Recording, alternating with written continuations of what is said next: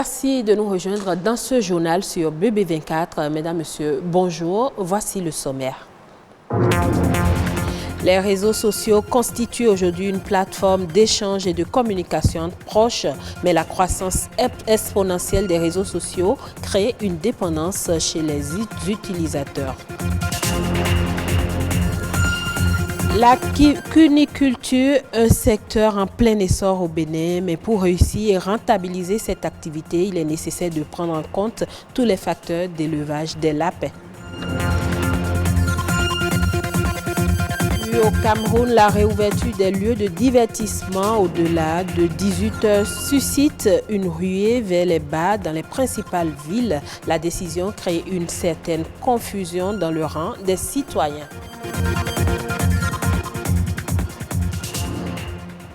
À l'ère du digital, les réseaux sociaux deviennent incontrôlables. Ils représentent aujourd'hui un nid d'opportunités et une source de monétisation. Seulement, les internautes développent une addiction qui influence leur quotidien. Plusieurs conséquences découlent de cette dépendance que les utilisateurs développent vis-à-vis des réseaux sociaux. Perspective Tossa nous éclaire plus à travers ce reportage. L'addiction fait souvent penser à la drogue ou à l'alcool. Mais de plus en plus, on entend parler de dépendance aux réseaux sociaux. Qu'ils soient sur invitation, réservés aux professionnels ou ouverts à tous, les réseaux sociaux prennent de plus en plus de place dans notre vie. Ils s'imposent comme outil de communication et de changement. Influencer, bloguer ou youtuber sont les termes les plus utilisés.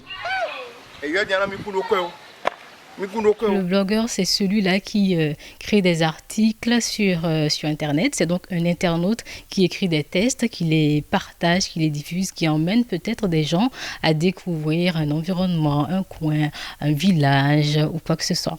Et le youtubeur, c'est également un internaute, mais lui qui crée des vidéos sur YouTube, il les partage, qui est une source de monétisation pour lui. L'influenceur, c'est cette personne-là qui est bien présente sur les réseaux sociaux et qui, de par sa personnalité, de par son statut, on va dire ça, influence les habitudes des uns et des autres et qui peut bien évidemment être porteur de l'image d'une marque.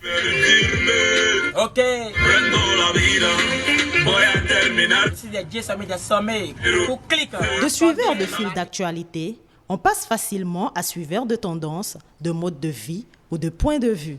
S'ils apportent de nombreux avantages, les réseaux sociaux ont aussi des impacts négatifs.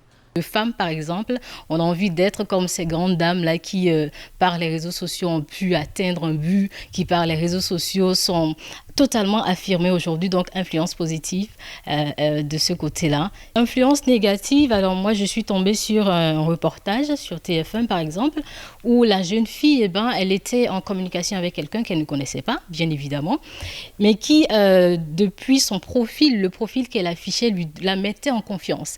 Alors un jour, cette personne-là lui a dit, écoute, tes parents, quand ils seront sortis, laisse la porte ouverte et moi, je viendrai. Ses parents n'étaient pas loin. Elle a permis à cet individu-là de venir, tout simplement parce qu'elle a été mise en confiance avec ce que proposait celui-là sur Internet.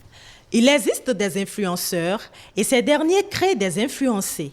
À force d'utilisation quotidienne, certains confondent réseaux sociaux et vie privée et d'autres mêlent la fiction à la réalité. Votre vie privée reste votre vie privée. Vous n'avez pas besoin de l'étaler sur Internet. Aujourd'hui, je vois des familles, je vois des parents qui s'amusent à poster des photos de leurs enfants, de leur maison. Je trouve que c'est un danger. On n'a pas idée. Vous vous exposez totalement, vous exposez vos enfants. Vous montrez l'école de vos enfants. Vous montrez en train d'emmener les enfants à l'école. Ça, c'est un vrai danger. Il ne faut surtout pas faire ça. Dans un monde de plus en plus individualiste, où l'on ne peut se passer du digital, l'utilisation des réseaux sociaux ne devrait pas être nocive si on en fait bon usage.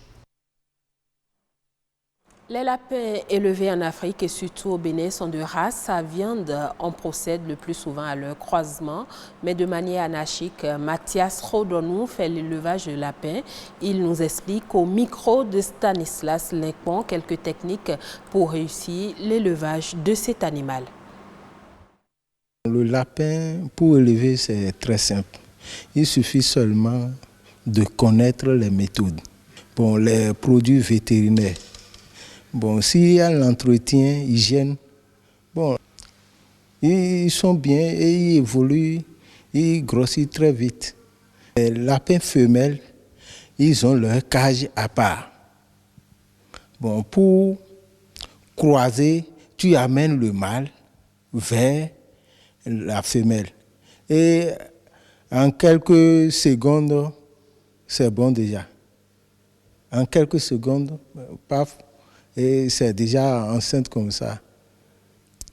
En gestation, ça fait 1 mois et ça donne les bébés. Ça fait mise bas. Si la mère fait 1 semaine, 10 jours au plus, bon, on ramène le mâle et paf. D'abord, on voit si la mère est en chaleur.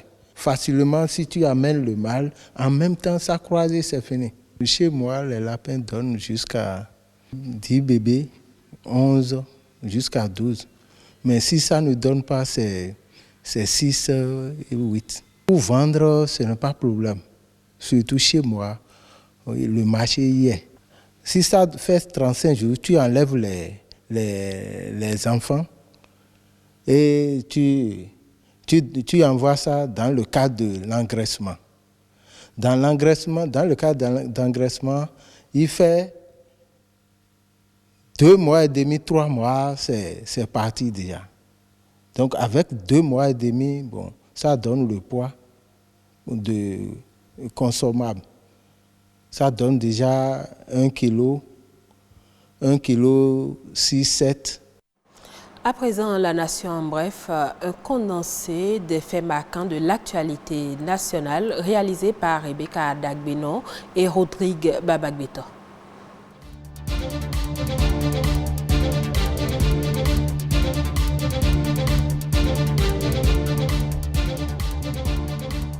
Le Bénin a célébré ce mardi 5 mai la journée internationale de l'hygiène des mains à l'instar de la communauté internationale. Célébrée dans un contexte de crise sanitaire mondiale liée au coronavirus, cette journée prend tout son sens avec le respect des gestes barrières dont le lavage des mains à l'eau et au savon. Pour le ministre de la Santé Benjamin Humpati, ce geste simple de lavage régulier des mains permet de limiter la propagation du coronavirus au Bénin.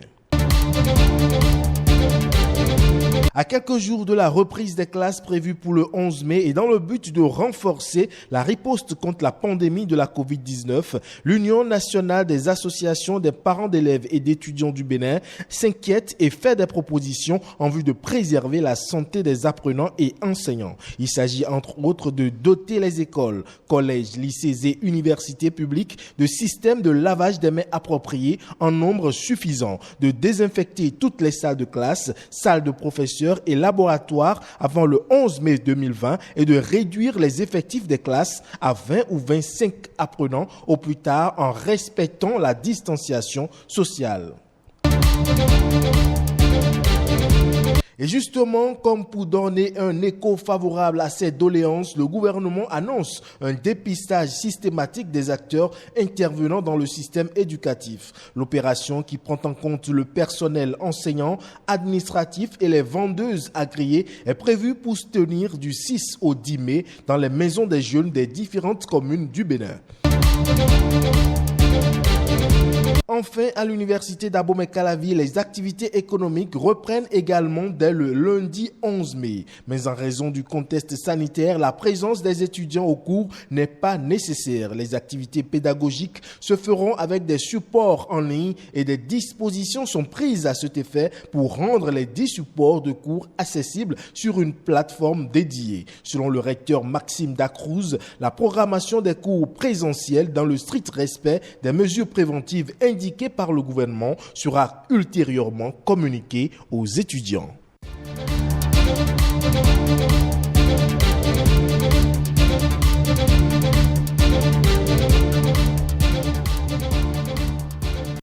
À À l'instant, la nation en bref, et c'était une signature de Ulvaeus Balogun. Dans l'actualité internationale, pour des raisons économiques, Yaoundé a décidé à travers de nouvelles mesures d'assouplir les restrictions dans la lutte contre la pandémie du Covid-19. Parmi elles, l'autorisation de réouverture des lieux de loisirs au-delà de 18 heures sonne pour beaucoup comme la fin de la pandémie. Face au relâchement, certains craignent une escalade de la maladie. Reportage.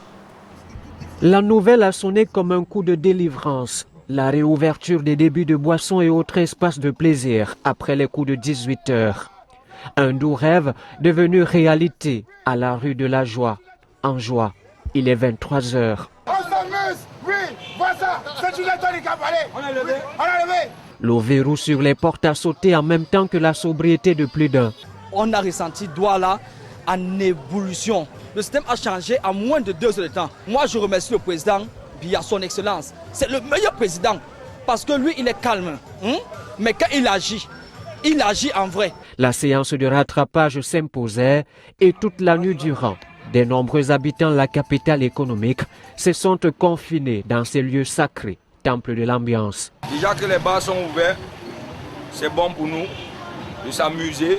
Une partie qu'ils remettront avec plus de faste ce 1er mai, lequel, par cette bonne nouvelle, s'est vu débarrasser de ce voile de tristesse qui l'enveloppait. Vraiment, depuis le 18 mars, ça nous a causé beaucoup de tort.